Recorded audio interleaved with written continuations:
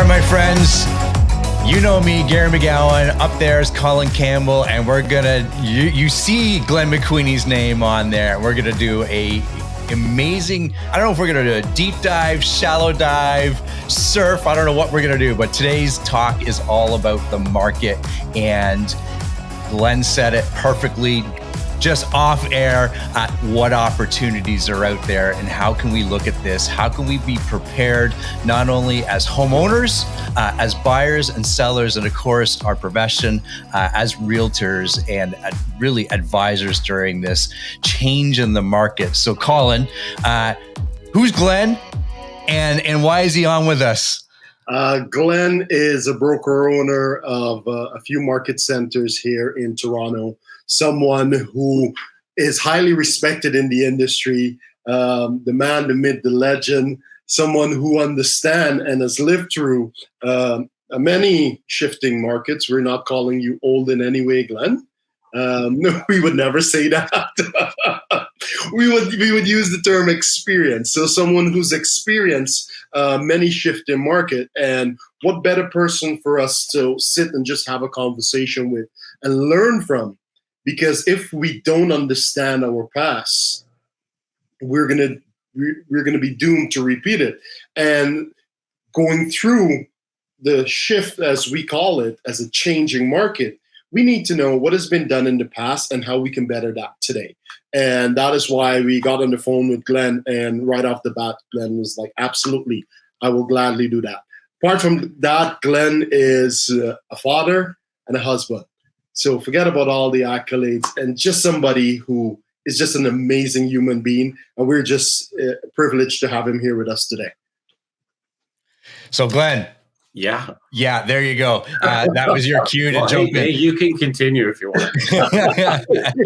Glenn is like, I want to meet this guy.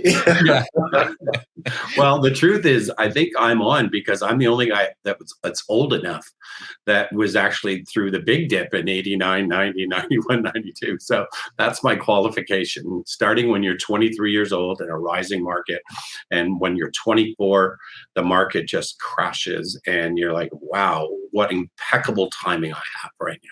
So, but I learned a lot. So you learned a lot, and you know, we always think, hey, this has never happened before. You know, we're going, and as we all know, a lot of agents have joined the industry over the last couple of years, and then I always find this, Glenn. You know, Colin and I both been in the industry for about 10 years, but been around it for about 20 or more in different realms. Sometimes we have short memories. So talk to us a little bit about what not having a short memory looks like using that experience, using some of the things that you went through in the past, and maybe some of the added skills that you added along the way, or maybe, you know, there's I'm throwing a whole bunch at you, but like some of the indicators that we got to pivot faster than perhaps we were accustomed to. Talk to us a little bit about that. Yeah, well, you know, the gift that I got of going through a shifted market in the second year of my career was it actually created this, that markets aren't forever, that you just don't blow your money, that you save your money, save for a rainy day. Much like if there's many people here, their grandparents or great-grandparents were in the Depression, and even after the Depression, they never started spending again. And so for me, I just said, oh, wow, because when I first started, all of these agents had all these brand new cars. They had multiple houses, investment properties, because prices were going up 28, 30%, 35%, kind of similar. They all had like beautiful spouses and partners and beautiful houses. and then I watched in 90, 91, 92, as, you know, the Cadillac STS, which was the big car, became the Ford Taurus, which ironically in 92 is when, if I had $1 million came out, and they said the Ford Taurus is a nice, reliable automobile. Funny about that. And then I watched them kind of lose their houses and their spouses. And what happened was that they liked the old way of doing business so much that they were afraid to change. And I watched a lot of the big brokerages in Toronto go out of business. And I watched a lot of agents go out of it. But I was just so young and naive at the time. And I just finished university that I just started working. And, within 3 years, so by the end of 92, I was with an independent company. I became their top agent out of 230. And it wasn't because I was really that good. It's just, I just kind of said, so what? I just got to go work. I'm a worker, and that was a real breakthrough for me, because I was like, well, so what? And if everyone keeps talking about this shift, I would rather they just start thinking about this more as, this is your opportunity. See, I never could have got my market share if we didn't have a disruption in the marketplace in 90, 91, 92. If most of the top agents didn't get out of the business, I couldn't get my market. Most of the brokerage, I couldn't own my own brokerages. So there's a gift in a shift, and you just have to start looking at this as a great time of not being fearful yourself, and realizing that a lot of your clients are in fear right now. And so you have to be like one level of confidence above your clients right now, because, a lot of them are just, they're going to get a little bit nervous here, right? Especially if their mortgage comes up for renewal, or they've already bought something, they still got to sell their place, or they're still connected to the January price, or it's a buyer going, oh, I'll just wait for prices to bottom out, when they don't really understand that housing affordability is really the price of the home plus the monthly payment or the carrying cost. Mm-hmm. So if you look at in March, an $800,000 mortgage, if you assume that mortgage over the next 25 years at 3%, you only paid back the bank about $335,000 in interest. So that's $1 million property. You put $200,000 down, have an $800,000 mortgage. You're going to pay them back like $335,000. Or if you wait for the prices to fall 30%, so now you buy for $700, your mortgage is $560. Yeah, good for you. Smaller down payment, smaller mortgage. But if that interest rate stayed the same over 25 years, you pay back $755,000 in interest, and you actually pay back the bank $1.25 million, where at the low interest rates you only pay back $1,135. So what our job is as realtors right now is to educate our clients on what is a shift. Like what happens? What are the 4 dials that we have to look at? Because you have to understand basic economics right now. So there's the only 4 things I ever look at right now is what's the unemployment rate, what's the gross domestic product, what's inflation, and what's interest rates. And then what all of us should be doing as agents is looking at days on market, number of listings, number of sales, price reductions, and average price for property types and areas. There's a lot there, Colin. Where do you want to go? I see. You asked where I want to go, Gary. As you're saying this, Glenn, I'm likening this to the seasons of the year. When summer is here, we're outside, we're enjoying it. However, summer never lasts forever. And in a couple of months, it's the fall and then winter. And it seems like since, all year we've been talking about a shift and the market changing, there are talks out there of recession, et cetera, et cetera. But just like everything else, it will be for a season. And seasons, they don't last forever. Winter, sometime, as long as winters can feel for us when we're in the middle of winter. In the history of time, we've never had a double winter or a triple winter. We've had winter.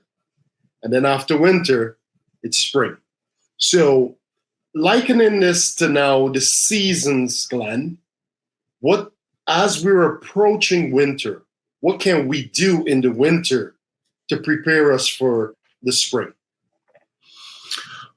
Well, I think first of all, we have to give our clients the context of what's going on right now, right? And just so that they can understand it, and more for our agents to be seen as that they understand what's going on. So let's just go back one step. What causes a real estate bubble? It's typically when the volume goes up, which is the demand, right? The number of listings is relatively low, And then the interest rates fall really low, which makes more people have the demand, which then starts to put the prices up, right? So it goes volume, right?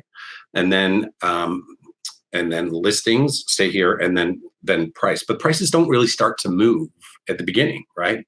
So what's the opposite of that right now? Well, since February, March, in most markets, we've had the volume drop, right? So you've seen volume drop.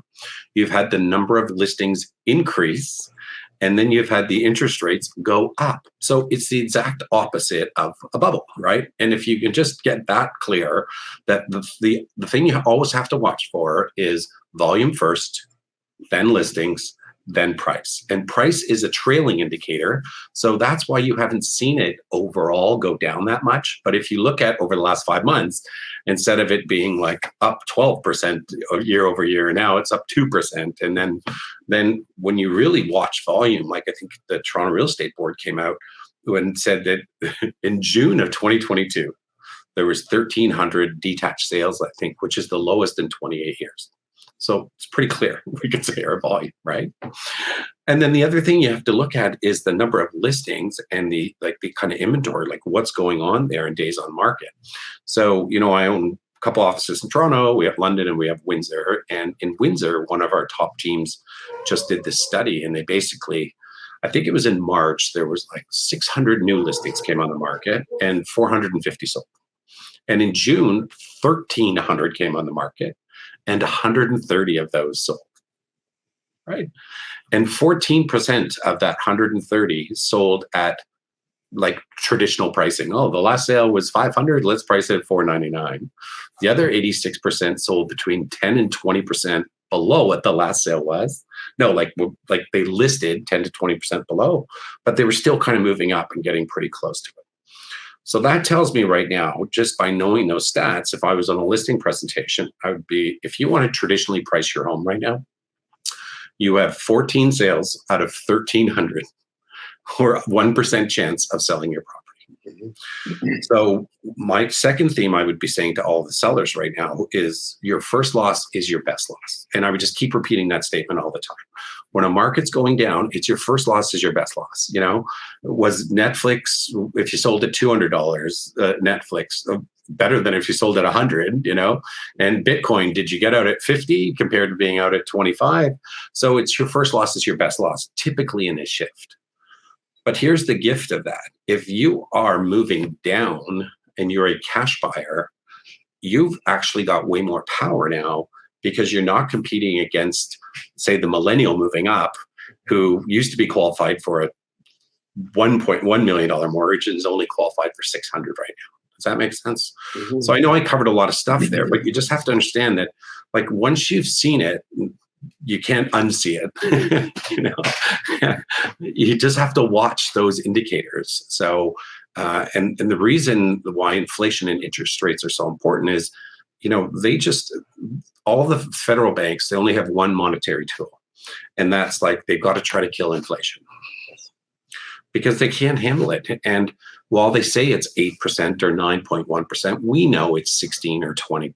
Come on, like gas prices, food prices, as my mom, who's 81, says, I said, how's inflation affecting you? And she says, well, I used to get a buggy full of groceries and now I get a basket. So true. That's it. Yeah. So don't tell me it's 6% or 8% or 9%. So they have to recede the economy. And the only monetary tool they have is to raise interest rates, to put us into a recession and kill the housing market first. It's 25% of GDP. Then they're going to go after cars and durable goods. But then we've got this other storm here of a really strong US dollar, and we import so much stuff. We've got all this inflation. We got war. So I don't want it to sound like I'm afraid of anything, but just know it's like a perfect storm for like a very sharp decline in prices, rather than like a real gradual kind of decline. So unless you believe as a seller that inflation is going to go down and interest rates are going to go down, and volume is going to pick up, therefore your price is going to go up, then like to me, it's foolish. I think most of us agree that the chance of them killing inflation right now is very low. until they keep raising interest rates. Yeah. Yeah. So I heard a few things there, Colin and Glenn, is, from an opportunity, and me, I'm always that glass half full. Where's my opportunity, right? Yeah. And because there's also, on the flip side, there's a lot of naysayers. I'm not going to touch the real estate market. It's doing this, it's doing that. I had one bad experience 33 years ago, and it's going to be the same over and over again, right? Right.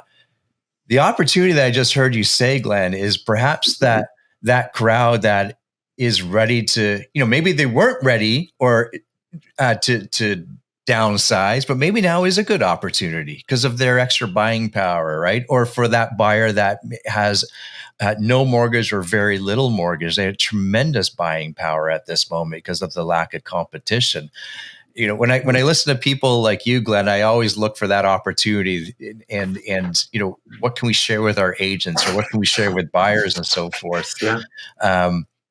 Because what I love about Glenn is he loves to help people kind of find their niche and fine tune their niche and look for a marketing strategy or a marketing advantage.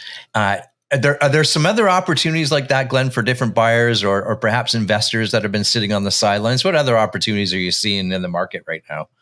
Yeah, well, great question. So let me just start by saying this. Okay, everything I've said so far, just pause and go, yeah, but so what? Because that's just the information of what's going on out there. And I think the first tactic in the shift pool is get real, get right. So just understand the market has changed. And then you go, well, so what, Glenn? And I'm like, yeah, I know. So what? We have more millennials, like 10.5 millennials in the buying position between 25 and 42, more than we've ever had in history, 800,000 more than even last year, right? And we've also got parts of the market that never stop. To answer your question is, now I just have to, the only thing that changes in a shift is you have to shift what you focus on. And what you should be focusing on right now is, well, what parts of the market are still moving, right? And I would argue that there's a first-time buyer condo market in downtown Toronto, as an example. Nothing's really changed there, right? That there's still people who get divorced. There's people who die. There's people who just for their health reasons have to move down. And I love James Shaw when he says it's not the state of the market that matters. It's your life state that matters. Mm-hmm. So don't focus on the broad real estate. Focus on the people who really have to move right now. So, so if there's what are the niche markets that have to move? Well, there's still going to be parents who are going to be trying to help their kids buy a house. That's not going to change, right? Is the move-up buyer going to be as active right now? Maybe. And I think as an agent, we have to be able to say, it's actually the better time to move up when the market prices have fallen. And if you look at Newmarket, for example, where some houses that were selling for 1.7 in February are now down to 1.3, 1.25, is that reasonable? Yes. Yes. Yes. No. Absolutely. Yes. Yeah. So, but my condo in downtown Toronto has not moved a bit. It's still 800,000. So now's the best time for those people to move up. So there's just going to be different segments of the market that you have to kind of just zero in on. Okay, well, what's the best niche market right now? So, at Keller Williams, we teach there's two courses, right? Called Win with Buyers. And then the second one's called Win with Sellers.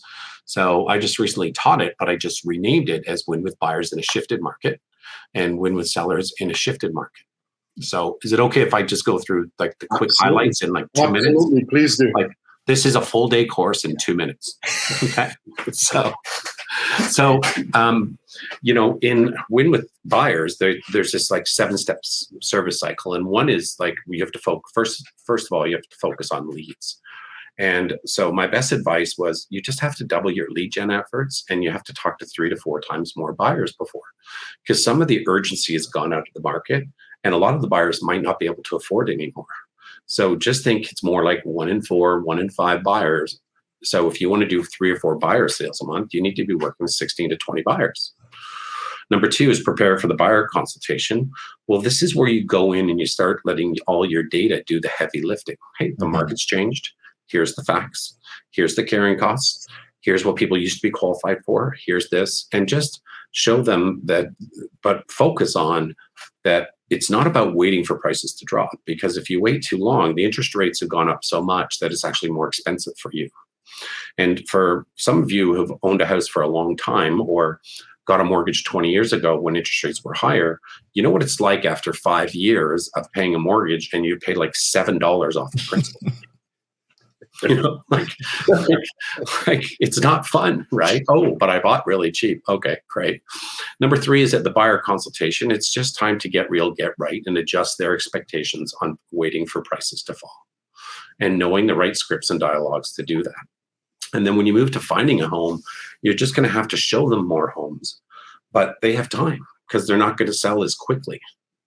And if we go to offer and negotiate, it just switches. So like in 90, 91, 92, I'd have to carry 20 listings to sell 4 every month. Like, and people were like, no, really? I'm like, oh yeah, you did. And now when you're working with buyers, you should be prepared to put 4 offers in simultaneously on properties, like if they're all similar properties in similar subdivisions, and just wait for the best price. You know, of course, you know, talk to your broker record, make sure you're protected, but you're going to shift to doing that. And then don't be surprised if one of the listings you just that you showed, that they send you an offer. The seller, if the listing agent's smart enough and you're interested, they'll just do a seller offer to you. And a lot of people haven't heard about that, but that used to happen all the time, right? So under offer and negotiate, you just got to be prepared to put in multiple offers on different homes simultaneously, and the best one wins. You know, and then it's funny, these listing agents are going to be, oh, but that's not fair. And you're like, oh yeah, because it was so fair last time I dealt with you and you had 50 offers on the property. Yeah. And I had to pick up my buyer off the ground every time they lost, right? And then the last 2 parts of the course are just contract to close and post-close systems. And contract to close it's 10% deposits and quick closings. And make sure that your buyer doesn't go and buy a car in the meantime, because they're not going to be qualified anymore. Mm-hmm. And the last part on post-close is, you know, you have to manage expectations because prices are going to continue to drop. So they're going to buy the house for $800 and they're going to move in and go, aren't we smart? And then the neighbor comes up for sale the day after they move in, it sells for $700. And now they're like, oh man, we overpaid. And you're like, no, there's a relationship between affordability and the interest rate cost. Those people just have to pay a higher interest rate, you know? And then just moving on to the sellers. We still got time? Are you okay? Oh yeah, this is awesome. That's beautiful. Like on the seller side, so it's the same thing, lead conversion. You just need to double and triple your lead gen efforts and find the motivated ones. But here's the cool thing is it's okay to take overpriced listings down. And some people are like, well, why would you do that? It's like, because whoever controls the buyer wins the game right now. And you're going to use a lot of your listings right now. If they're not going to price it reasonable, doesn't matter. You should be able to generate lots of buyers off of it, but set the expectations with them, you know? And you do that even during the pre-listing. You know, here's the data. Yeah, but we want January prices. Well, here's the data, you know, and you're going to be coaching them at the listing consultation about pricing ahead of the market, not behind it. And just keep saying your first loss is your best loss. If you have to sell, first loss is your best loss. If you just want to test the market, okay. But now, excuse me, this is where we start getting a lot of the price reductions pre-signed in advance so you know that it's going to start to move down. But it's okay, because you're just not, you're going to be like, hey, here's where you need to sell. You want to test it here? Great. But it's probably going to take 60, 90, 120 days to sell. So if you're okay with that, that's fine, because you can still get a lot of leads from that. But you also have to use a lot of the graphs from the shift presentation where it shows how to price in a seller's market, in a buyer's market, and in a stable market. And then on the service and marketing side, you just have to adjust our expectations. I said, it's now 60 to 120 days to sell. It's not going to be 5 days. You know, I can't tell you the amount of agents who called me in April and May, and they were like, Glenn, it didn't sell in 5 days. I'm like, I know and they're like, no, I seriously have no idea what to do. Like, I've never been through this before. But so just adjust that expectation. And then on offers and negotiations, when you're selling, you've got to get a 10% deposit, a really quick closing. And now it's your job, not the agent on the other side who goes, oh, my people are pre-qualified. It's like, no, you need to show me proof. I need to talk to their mortgage broker before I accept your offer. Because if I accept this and it doesn't close in 60 days, then we have a huge problem. So 10% deposits, quick closings, ensure that the buyer is qualified. And on the contract to close, you have to be triple checking all your paperwork, because as prices fall, people are hiring lawyers and they're trying to find a way to get out of that contract. And your DNA can't be on any part of it. There can be nothing that they can come after you on, because when you have a good contract, the courts, like almost 100% of the time, force the buyer to close and award damages to the seller. So, and then just finally on the post-close systems, it's like, keep in touch, because a lot of their friends will have listed and not sold. And they're like, well, how did you sell? And then they're going to start referring them to you because they were listed with a low skilled agent who's never been through any of this. So. Yeah, because I love all that stuff. And I know this is the best part is now we're going to be able to go back and replay that over and over again, Glenn. So thank you. And there's a word that's going to come up that we don't typically hear about in the GTA or anywhere in Ontario. And that's that word expireds. Like we're going to start seeing more and more of that, Glenn. Are we not? Yeah. Yeah. Well, you're already seeing, I think terminations outweighed listed properties this month or something. Like, it's such a crazy number.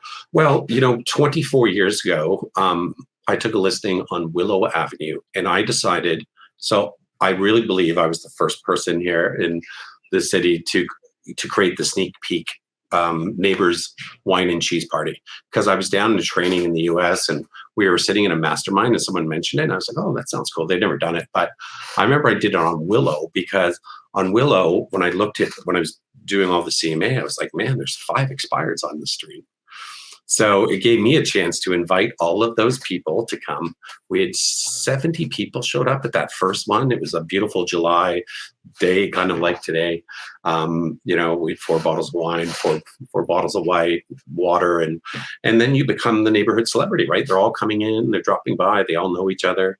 And then after I sold it, I got 2 more listings on that street because their agent never did it. So now it's about doing more stuff. And I have to tell you, we have one agent in our office who does sneak peek open houses all the time. And it's always on a Thursday night, 7 to 9 p.m. You invite 25 neighbors to the right, 25 to the left, 50 across the street. And, Kim's getting between averaging 40 people. Wow.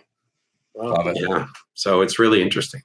You had mentioned, Glenn, during the shift, we need to also shift our focus. And you rightfully mentioned on the seller side, like when we're representing the seller, let's have a higher deposit so that we can secure, it's hard for someone to walk away from.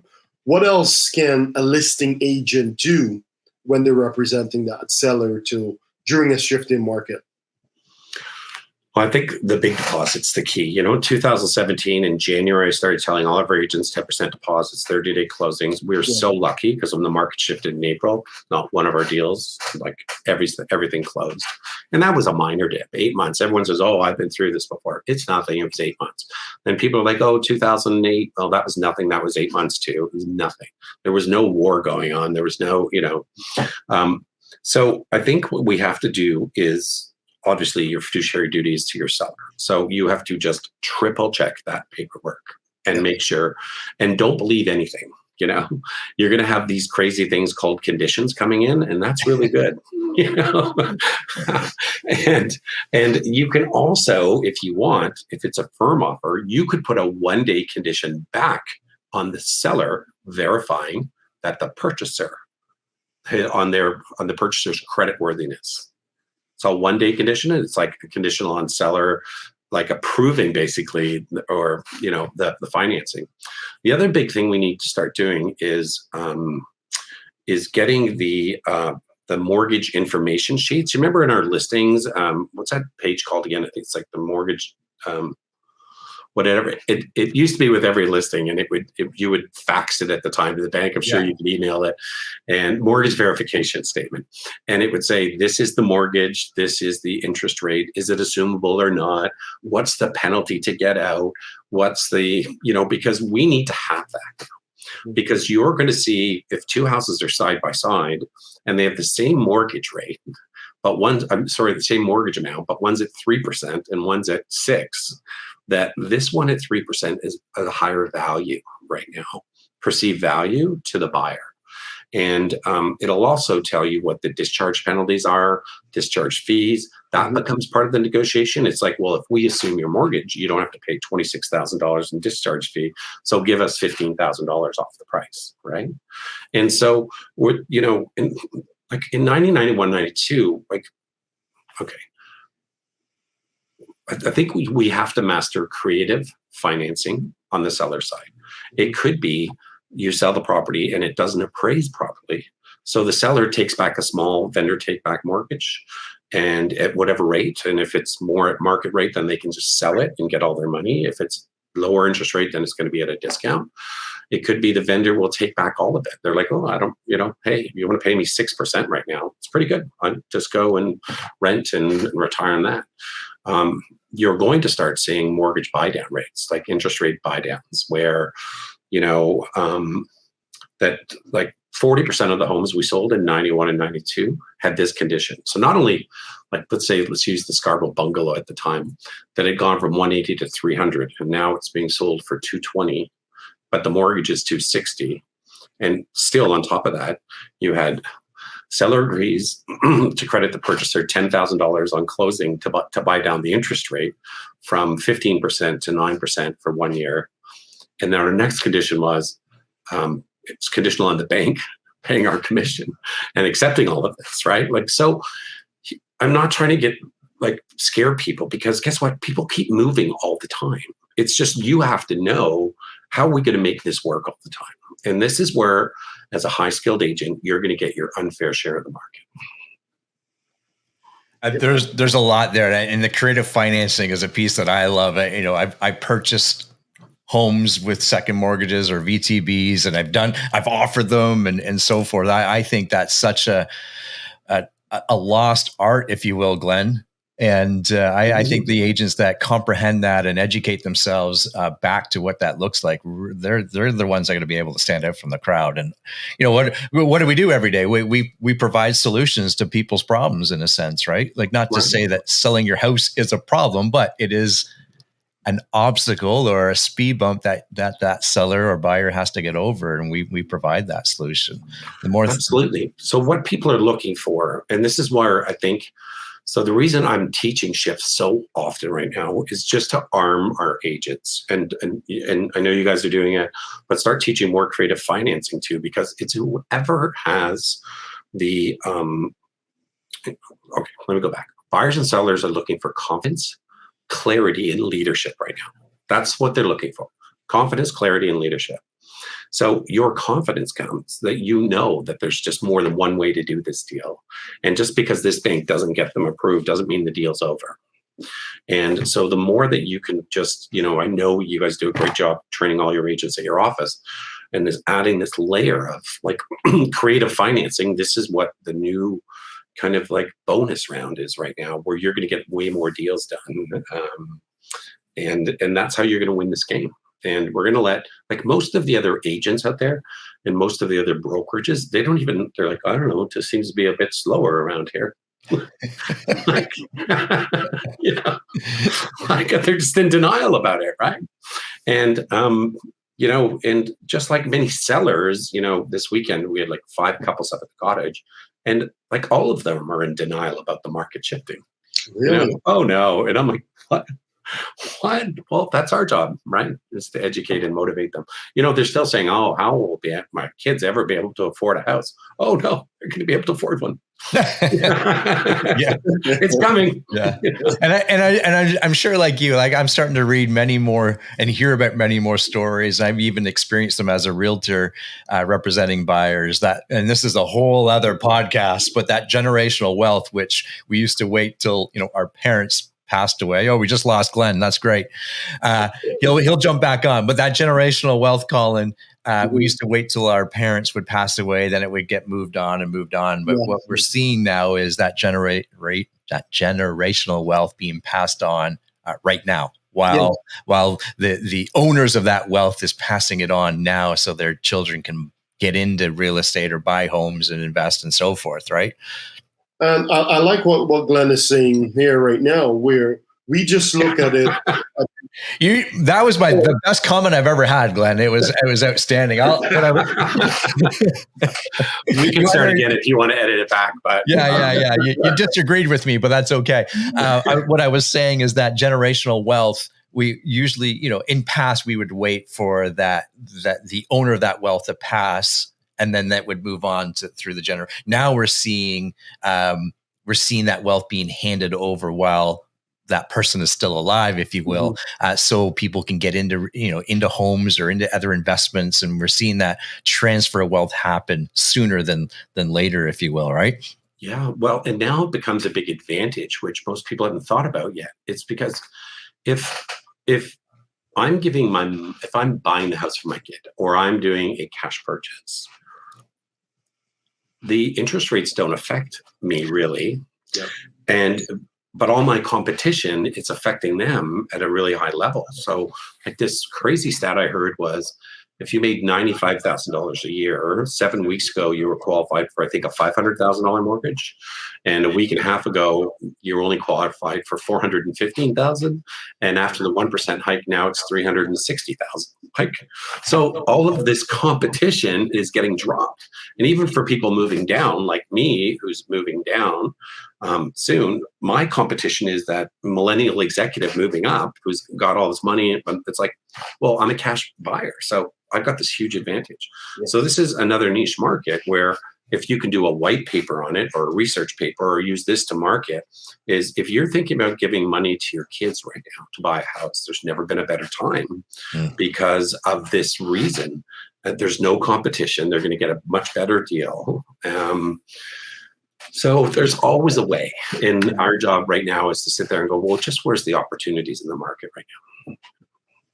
And look for that gift in the shift. Let's, because based on what you're saying, we're going to have an opportunity to choose between a lot of gifts. Yeah. Right. Yes. Yeah. Well, isn't it great that while everyone is kind of taking time off right now, good, because, it's been a busy time, then we had the pandemic, then this. But there's a lot of seats and a lot of great opportunities right now that you can be talking to. And maybe what you're just going to pivot on is when you take a bunch of listings, you don't stage anymore because that costs money, or you start asking them to bill for it. That you just take as many listings as you can at a really low cost. Going to be the biggest market transfer of market share in the history of your real estate career over the next 3 or 4 years. That if you can just maintain, if you did 20 deals last year and you maintain doing 20 in an environment where the market's dropped 40, 60%, then when the market turns around, you're never going to give up that share. The same way Keller Williams, when they lost 40% of the agents in 2008, they were number 7. As they came out in 2012, they were number 1. They never give up the position again. So, and the other thing is, stop comparing yourself to last year's income. Okay, last year's was a unicorn year. Okay, sales were up 40%, prices were up 40%, and so if you were an agent making $50,000 or $100,000, and last year you're $200,000, you're still a $100,000 agent. Okay, you just had a good year. I know some people who had one good year 20 years ago, and they still talk about themselves as a top producer. Right? You got lucky. Okay, all the things lined up. So if you focus on the gap of where you are now compared to last year, it's just foolish. It's just not fair. So who cares? All we can think about now is the next 90 days. And let's just focus on whatever niche market you're going to go to, or the training that you need right now, and the activities right now. And just watch as you're going to start getting your unfair share of the market. And there's a lot of money to be made. From 89 to 2003, so prices fell in 89, 90, came back in 2003. It was like 13, 14 years. there was a whole bunch of people who made money during that down market. So, just get to work. It's okay. And just chill out. And you know what? It's going to be a much nicer life as a realtor, because you don't have to get out of your pajamas at Sunday at 9:00 at night to go and see a property because offers are in tomorrow, right? You can do crazy stuff like play baseball against other real estate brokerages, take a vacation, do have like some time off, all that crazy stuff that we wish we had before. And you're still going to do a great volume of sales. I love it. So lots to unpack here, Colin and Glenn. Double down on your lead gen is really what I'm hearing, and look for that niche, stand out from the crowd, provide solutions to your buyers and sellers. Think differently. Trust me, there's three guys here that always think differently, even from each other, and which is an advantage to all of our clients and all of our agents. I love this, Glenn. I love that we had a bare naked lady reference right off the top. I caught it. Don't think I didn't catch it. And we talked about the real estate cycle and how fast it ramps up and then how quickly it drops. And we're right in that drop zone right now is what I see it as, and Colin referenced it as seasons. Winter, we've never had a 4-season winter. Right. Yes. It circles out of it. And that's, we just have to understand where we are in the market. And Glenn, you said it best right at the end here, in a shifting market, that's where market share is taken or lost. And I know what side of that equation we want to be on. So get to work. Glenn, we appreciate your insight, your friendship. As a mentor, I would consider you as well. So thank you for joining us this afternoon or this morning. And Colin, I'll leave it to you for last words. Glenn, it's always an honor, privilege to just sit and learn from you, just having conversations on the phone. Today was just, I was writing like crazy, and then I stopped so that I could just be a part of it, because I'm going to go back through this again. Biggest takeaways for me, there's a gift in the shift, right? Look for that opportunity. Every time someone says shift, just change your focus to opportunity and shift what I'm focusing on, right? There, Glenn, you mentioned 7 things as a buyer agent and a listing agent, what I need to do. Just focus on that. So there's a lot of great nuggets in here. We're truly grateful for you spending this time and sharing with us. I can't wait to do this again. Well, thank both of you. I mean, and thanks to both of you for your leadership too. And you're both huge admirers of both of you, because you do spend a lot of time, and your heart is all about helping others get better. And I think this is what this whole podcast is about, but not only that, in your personal life. So kudos to all of you. My last thought is this, we're just in an economic cycle. To your point, Colin, winter, spring, summer, fall. You can never time the top. You can't time the bottom. It's stupid. And as Warren Buffett says, it's time in the market over time that builds your wealth. So if you think you can time this bottom of the market and get back out, you're just like, forget it. And and stop saying "okay, boomer," because we've lived through this before. You millennials and Gen Z. Okay, great chat with you guys. All the best. Enjoy the rest of your summer. Thanks. Bye now.